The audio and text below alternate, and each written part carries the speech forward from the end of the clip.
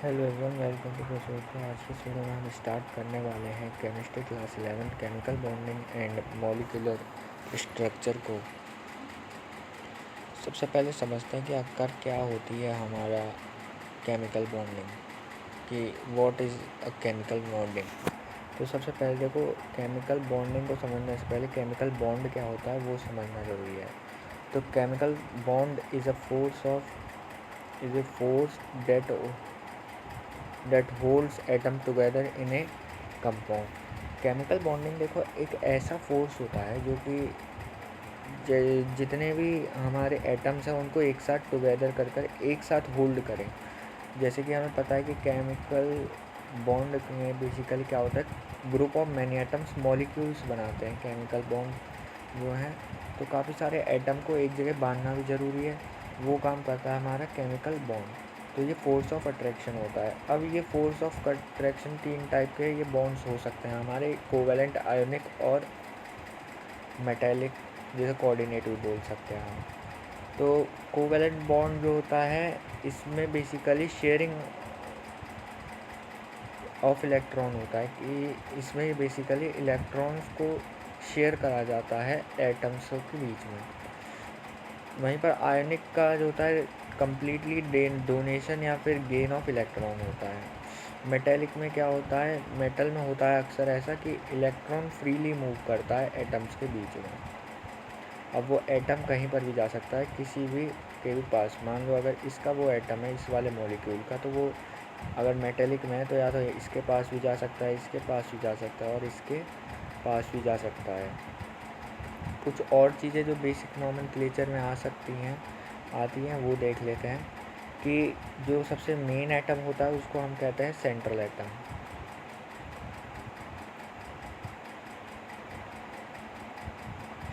और ये subordinate atoms होते हैं। ये समझना है, इम्पोर्टेंट है।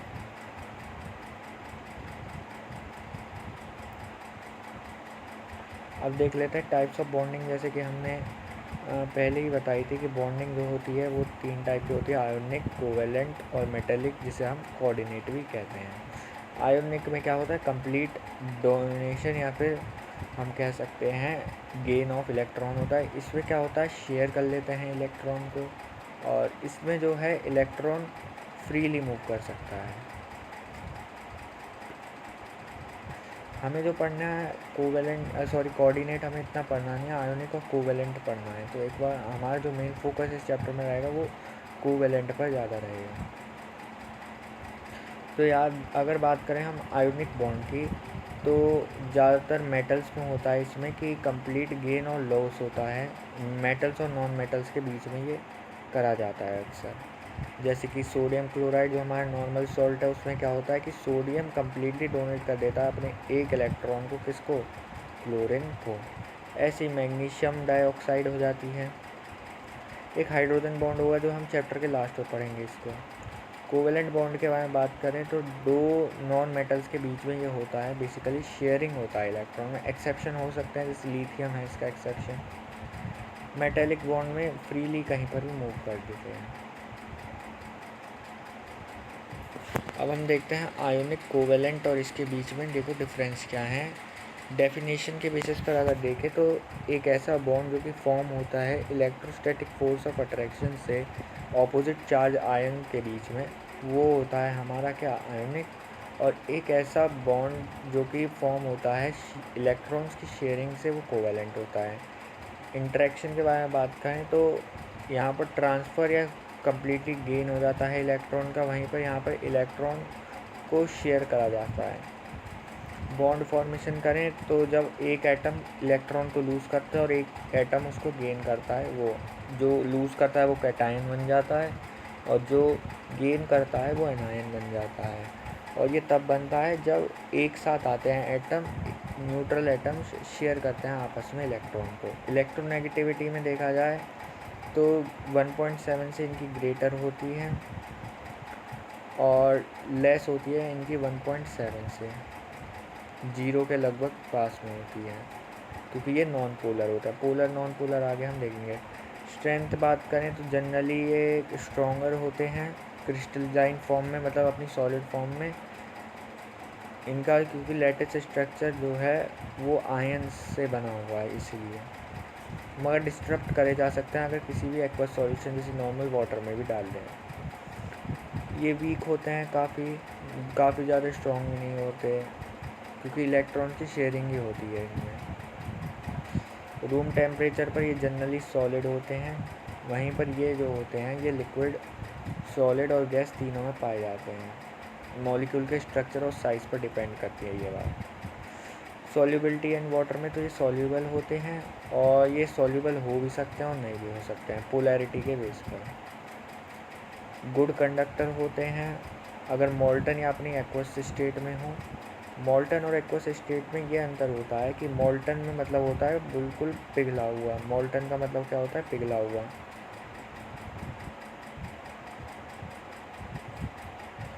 और वहीं पर अगर हम बात करें एक्वस सॉल्यूशन में तो यानी कि ये हुआ होता है मिला हुआ, जैसे पानी में मिल गया और भी किसी चीज़ में मिल गया।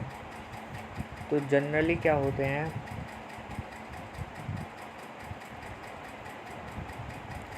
जनरली ये क्या होते हैं कंडक्ट कर लेते हैं अपनी एक्वस और मोल्टन स्टेट में। अगर ये सॉलिड स्टेट में होते हैं तो पुअर रहते हैं, लेकिन ये पुअर कंडक्टर होते हैं हमेशा से जो हमारे कोवेलेंट होते हैं, क्योंकि इसमें कोई भी फ्री इलेक्ट्रॉन नहीं होता, सारे शेयर करे हुए होते हैं। NaCl, MgO इसके एग्जांपल हैं। यहाँ पर H2O और भी बहुत सारे एग्जांपल हैं इसके। देख लेते हैं आयोनिक कंपाउंड्स की प्रॉपर्टीज़ के बारे में। सबसे पहले आयोनिक कंपाउंड का हाई मेल्टिंग पॉइंट और बॉइलिंग पॉइंट होता है, हाई एंथैल्पी होती है, फिजन और वेपराइजेशन भी, टेम्परेचर भी हाई होता है, हार्ड और ब्रिटल होते हैं, इलेक्ट्रिसिटी के गुड कंडक्टर होते हैं और वाटर में आसानी से डिज़ोल्व हो जाते हैं। आयन गुड इंसुलेटर भी होते हैं सॉलिड में जब रहते हैं। ये नॉन डायरेक्शनल होते हैं क्योंकि हर एक आयन जो होता है वो पॉजिटिव चार्ज या नहीं अपने ऑपोजिट आयन से सराउंडेड होता है, इसलिए क्या होता है ये आपस में काफ़ी स्टेबल होता है, कहीं इधर उधर हिला डुला नहीं जाता है इनसे।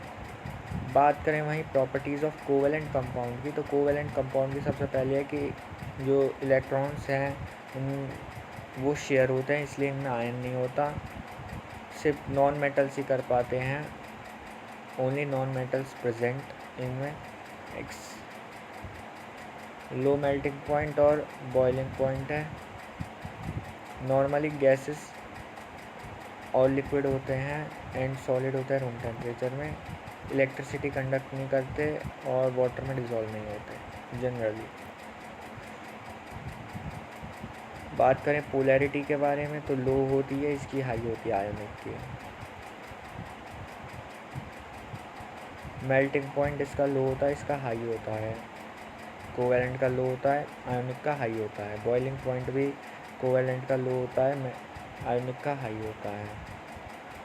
दो नॉन मेटल्स के बीच में होता है कोवेलेंट, एक मेटल और एक नॉन मेटल के बीच में होता है आयोनिक।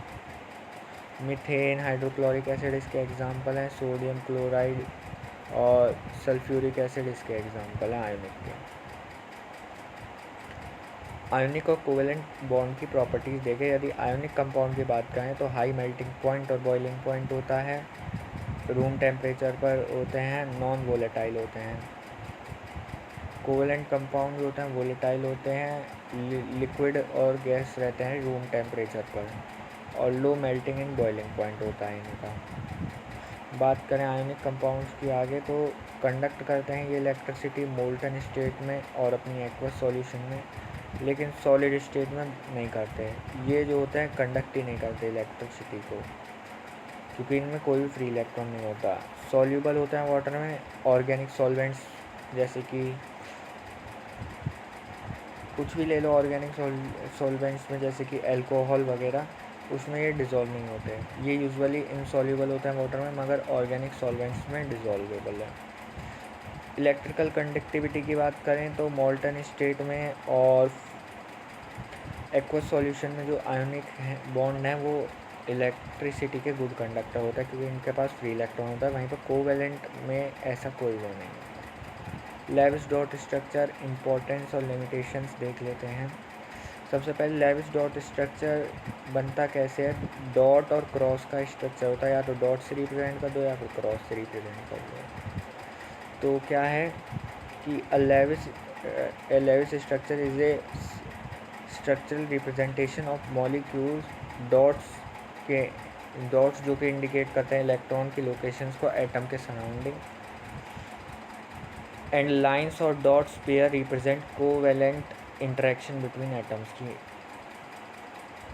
बात करते हैं। हम इन्हें ड्रॉ कैसे कराया जाता है। जैसे NaCl है हमारे पास, एक इलेक्ट्रॉन ये ट्रांसफ़र करेगा, सोडियम क्या करेगा, इलेक्ट्रॉन ट्रांसफ़र करेगा, क्लोरीन जो होगा वो इलेक्ट्रॉन गेन करेगा। देखो पहली बात तो ये है, हमेशा हमारा एक ये हमारा एक आयोनिक है, क्योंकि ये सोडियम एक मेटल और एक नॉन मेटल है। तो सोडियम इसे कम्प्लीटली डोनेट करेगा क्लोरीन को अपना एक इलेक्ट्रॉन, जिससे ये पॉजिटिव हो जाएगा, कैटायन बन जाएगा। वहीं पर ये क्लोरीन इसे गेन कर लेगा और एनायन बन जाएगा। बाद में ये क्या करते हैं, आपस में इस तरीके से शो कर हम दिखा देते हैं इसे। CH4 की बात करें तो कोवेलेंट इलेक्ट्रॉन शेयर करेंगे, तो इस तरीके से हम दिखा देंगे। ऑक्टेट पूरा हो जाएगा, कैसे दिखाएंगे कि CH4 है ना हमारे पास, तो ये कार्बन ले लेते हैं, कार्बन के 4 इलेक्ट्रॉन। अब हाइड्रोजन के बना लो अपने पास साथ ही, हाइड्रोजन हाइड्रोजन हाइड्रोजन हाइड्रोजन। बाद में इसको ऐसे जोड़ लेते हैं। और जहाँ रही बात कार्बन की, तो फिर ये ऐसे इलेक्ट्रॉन शेयर हो गया हमारा, ये बन गया electron dot structure of CH4। By the way इसकी PDF आपको डिस्क्रिप्शन में मिल जाएगी, या फिर मैं पिन कर दूँगा अगर याद रही तो।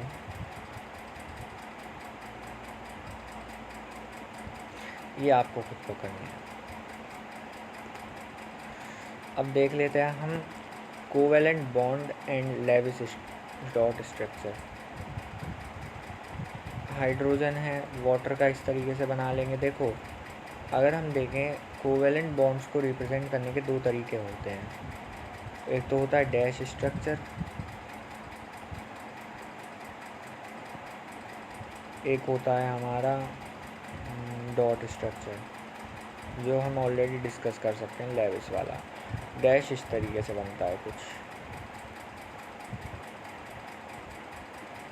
क्या है, जैसे डॉट बनाते हैं वैसे ही होगा। जैसे बात कर लेते हैं H2O की बनाते हैं हम,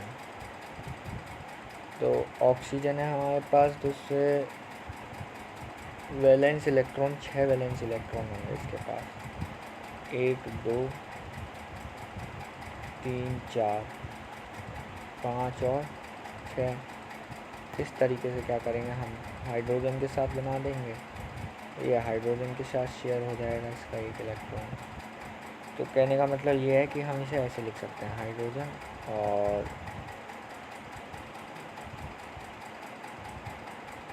हम क्या कर सकते हैं, ऑक्सीजन और हाइड्रोजन और हाइड्रोजन।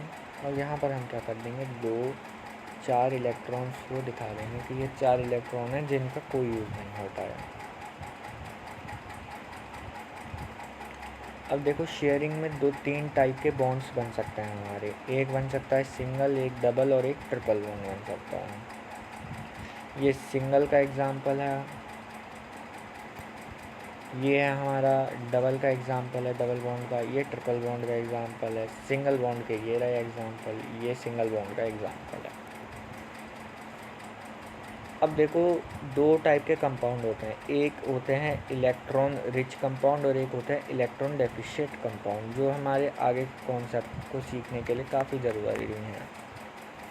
अगर इलेक्ट्रॉन रिच कंपाउंड के बारे में बात करें तो ये बेसिकली वो कंपाउंड्स होते हैं जिनके पास कंपाउंड बनाने के बाद भी इलेक्ट्रॉन रह जाते हैं। जैसे कि हमने H2O के केस में देखा है ना, जब हम इलेक्ट्रॉन डॉट स्ट्रक्चर बनाते हैं तो फिर एक्स्ट्रा में बैठ जाता है। जैसे H2O में देखा तो 2 इलेक्ट्रॉन एक्स्ट्रा बचे थे।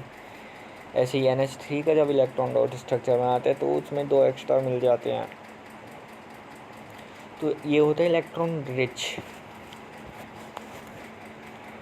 वहीं पर कुछ होते हैं इलेक्ट्रॉन डेफिशिएंट, जिनमें इलेक्ट्रॉन की कमी होती है, जो खुद का ऑक्टेट भी पूरा नहीं कर पाते। जैसे ये फ्लो जैसे यहाँ पर बोरॉन जो है वो अपना खुद का कंपाउंड पूरा नहीं कर पाता। जैसे मैं बता देता हूँ, इस वाले कंपाउंड में फ्लोरीन के 7 इलेक्ट्रॉन हो जाएंगे। बोरॉन क्या होता है, hydrogen, helium, lithium, beryllium, boron. 5 electron तो 2 और 3 बचे हुए, उसके पास 3 है। तो मान लेते हैं, जैसे एक एग्जांपल ले लेते हैं, हमारे पास है, हम बोरॉन को मान लेते हैं। बोरॉन के पास कितने इलेक्ट्रॉन है, 3 इलेक्ट्रॉन है, 1 2 3 मान लेते हैं हम।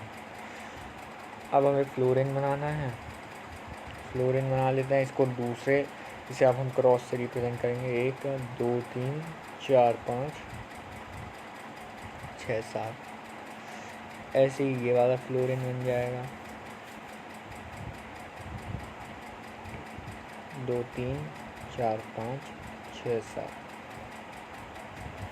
ऐसा ही सेम जो होगा वो इसके साथ होगा, 1 2 3 4 5 6 7। ये इस तरीके से बॉन्ड बना लेगा, ये इस तरीके से बॉन्ड बना लेगा, और ये इस तरीके से। अब आप फ्लोरीन का तो ऑक्टेट होगा कंप्लीट। ऑक्टेट रूल में क्या होता है कि किसी भी कंपाउंड को, एलिमेंट को स्टेबल होने के लिए 8 इलेक्ट्रॉनों की ज़रूरत पड़ती है। मगर अगर हम देखें बोरॉन की, तो ये 6 ही बैठेगी है। तो यहाँ पर इसको कहेंगे हम इलेक्ट्रॉन डेफिशिएट, कि इलेक्ट्रॉन की इसके पास क्या पड़ गई, कमी पड़ गई।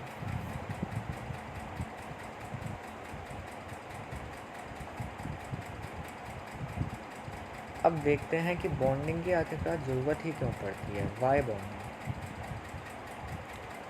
तो सबसे पहला तो है कि कुछ एटम्स जो होते हैं वो बहुत ज़्यादा रेलिक्वेंट होते हैं with other atoms and exist in air around a single atom, कि कई सारे रिएक्ट करते ही नहीं हैं एलिमेंट, वो ऐसे ही एयर में रहते हैं और किसी के भी साथ रिएक्ट नहीं करते, जो सिंगल एटम की तरह एग्जिस्ट कर सकते हैं। मॉलिक्यूल बनाने की उन्हें ज़रूरत ही नहीं पड़ी, उनका सिंगल एटम ही उनका मॉलिक्यूल का काम कर रहा है।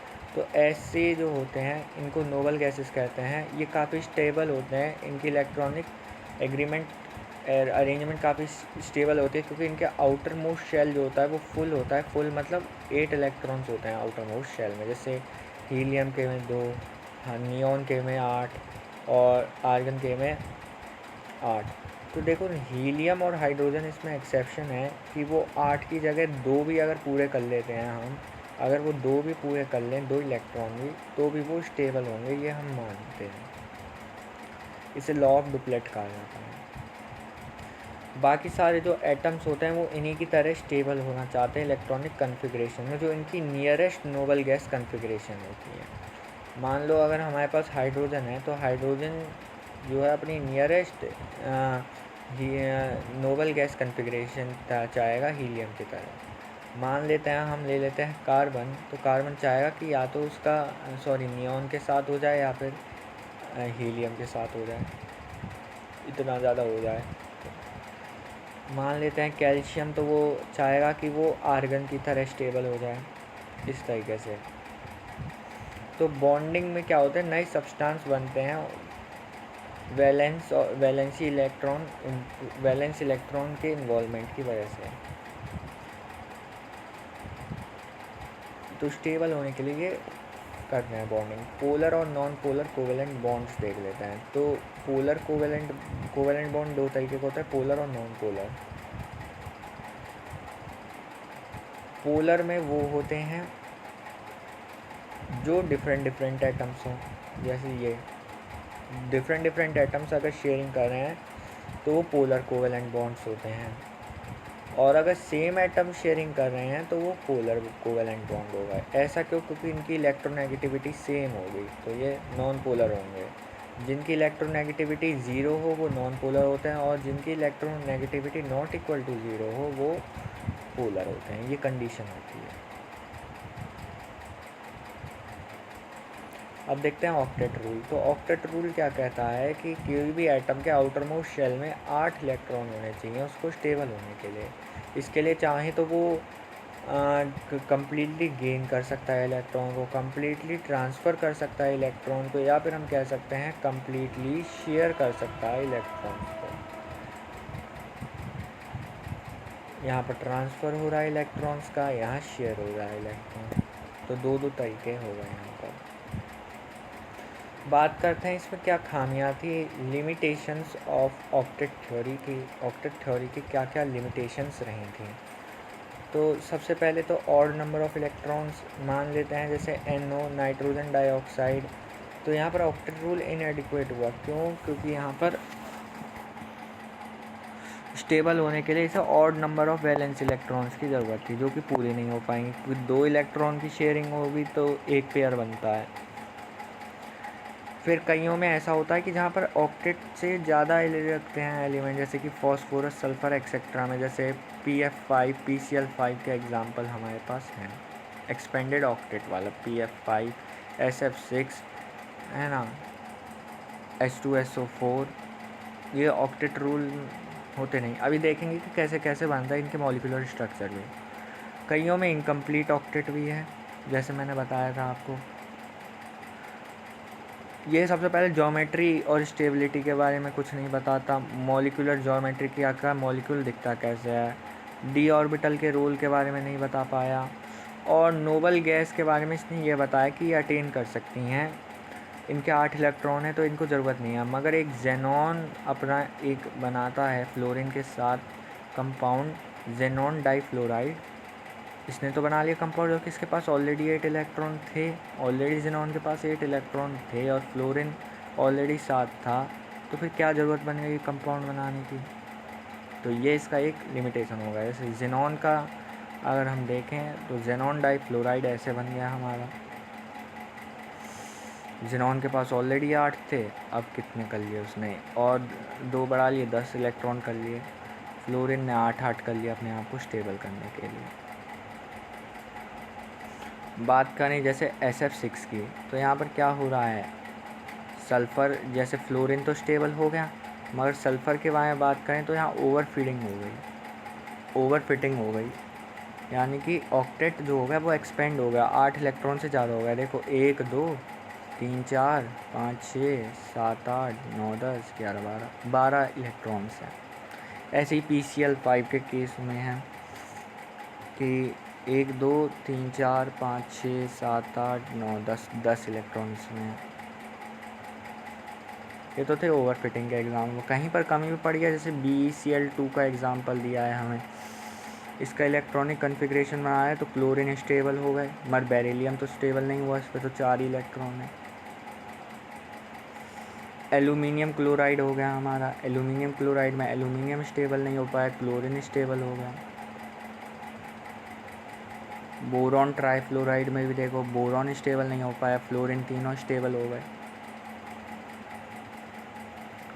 और कईयों में क्या होता है, ऑक्टेट यूज़ ही नहीं होता, वहाँ डुप्लेट अटेन करते हैं, जैसे in case of hydrogen and helium, जो एक्सेप्शन भी रहे थे इसके।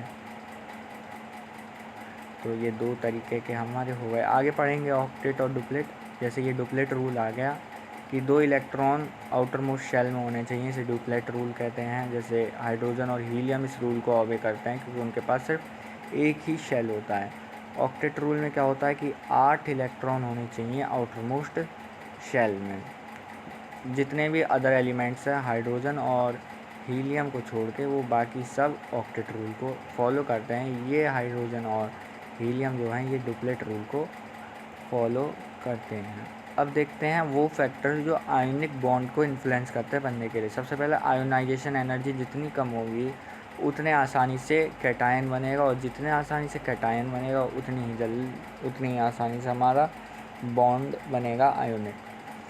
इलेक्ट्रॉन एफिनिटी जो होनी चाहिए वो हाइयर होनी चाहिए, जिससे आसानी से एनायन बन पाएगा, और जितने जल्दी एनायन बन पाएगा उतनी ही जल्दी क्या होगा हमारा, क्या होगा,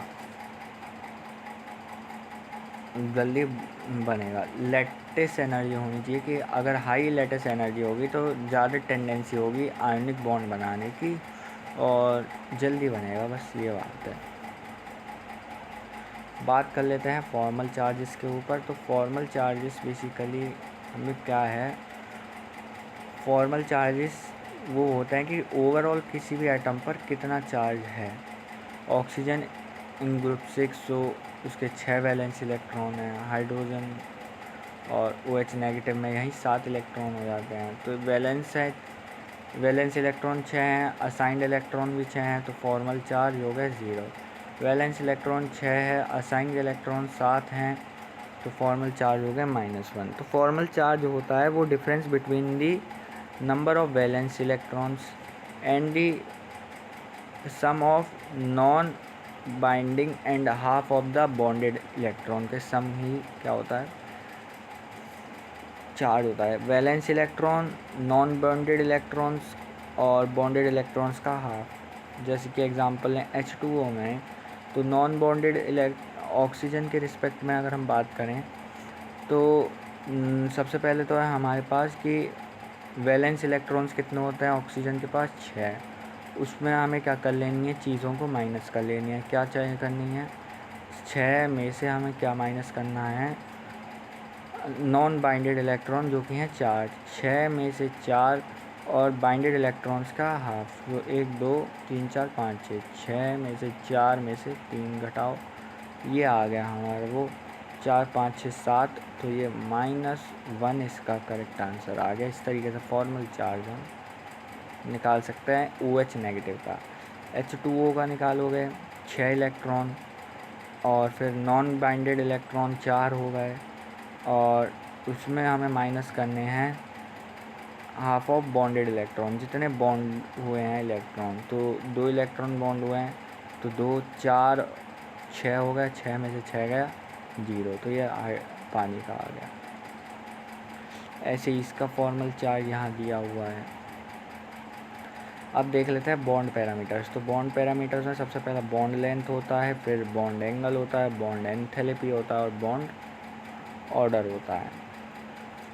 बात करें बॉन्ड लेंथ की, तो बेसिकली बॉन्ड लेंथ होता है सेंटर टू सेंटर 2 एटम्स के बीच की जो टोटल वो होती है लेंथ, वो होती है बॉन्ड लेंथ।